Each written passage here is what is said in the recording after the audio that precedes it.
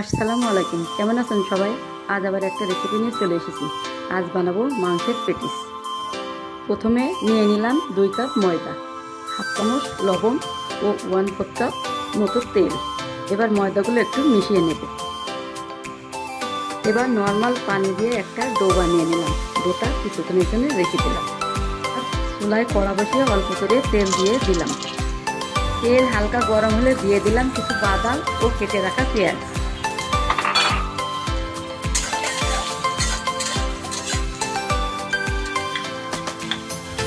একটু নেড়ে দিয়ে দিলাম একসাথে বেটে রাখা আদা, রসুন, এলাচ ও দারচিনি বাটা। একটু নেড়ে দিয়ে দিলাম হাফ চামচ ঝালের গুঁড়া, হাফ চামচ হলুদ, হাফ চামচ লবণ ও অল্প একটু মাংসের মশলা।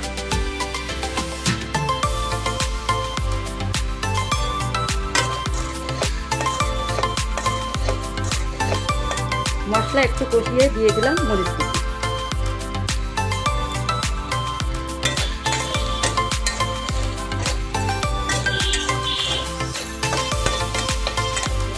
একটু নাড়াচাড়া করে দিয়ে দিলাম মাংসগুলো। রান্না করা মাংস একটু ফিরে ফিরে রেখেছিলাম, সেগুলোই দিয়ে দিলাম।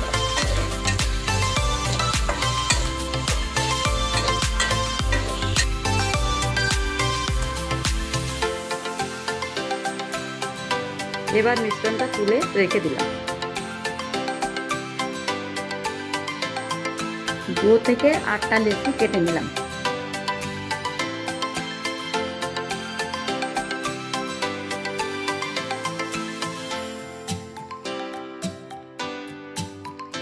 এবার 2 টেবিল চামচ কর্নফ্লাওয়ার, 2 চামচ ঘি ও 1 চামচ তেল দিয়ে একটা মিশ্রণ বানিয়ে নিলাম।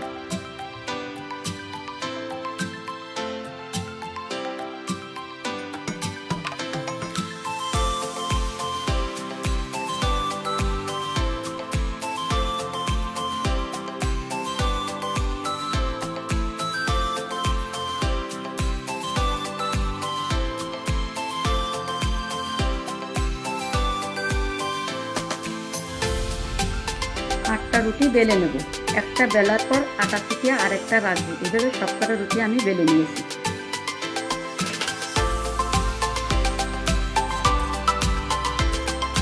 এবার একটা রুটি নিয়ে রুটির উপরে ঘি ও কর্নফ্লাওয়ারের মিশ্রণটা ভালো করে লাগিয়ে আরেকটা রুটি দেব।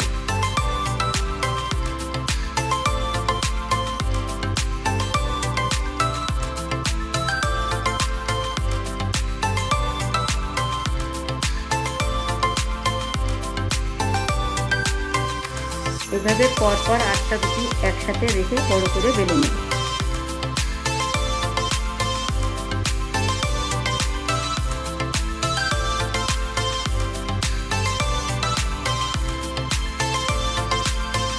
এরপর আবার মিশ্রণটা লাগিয়ে পরোটার মতো ভাজ করে নেব।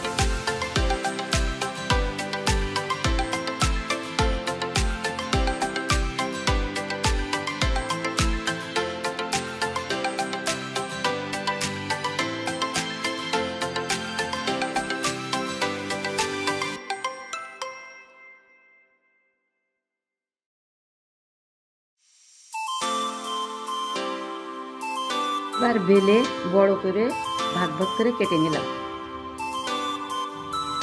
আমি 9 ভাগ করেছি, একটু বড় বড়ই করেছি। এবার বানিয়ে রাখা পুরটা দিয়ে দিলাম। ময়দা ও পানি দিয়ে একটা মিশ্রণ বানিয়ে নিলাম।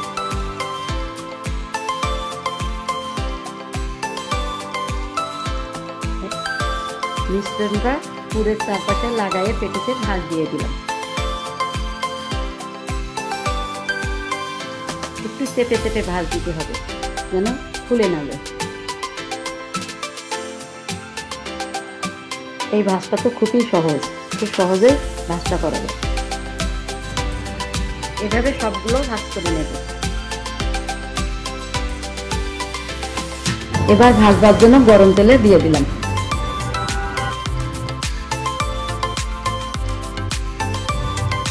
এবার নেড়ে চেড়ে এক পাশ হয়ে গেলে উল্টাইয়ে দেব।